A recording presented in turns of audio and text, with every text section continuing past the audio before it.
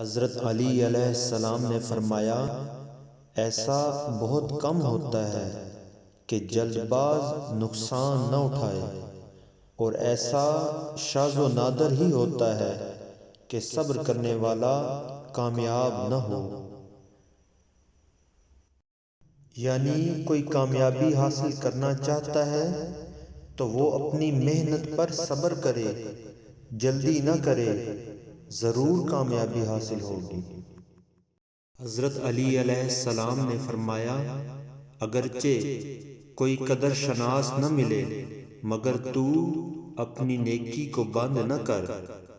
اے بندے، یہ سوچ کے نیکی کرنا نہ چھوڑ دے کہ لوگ تیری نیکی کی قدر نہیں کرتے، بلکہ تو لوگوں سے نیکی کر، بھلائی کر، اللہ کی رضا کے لیے۔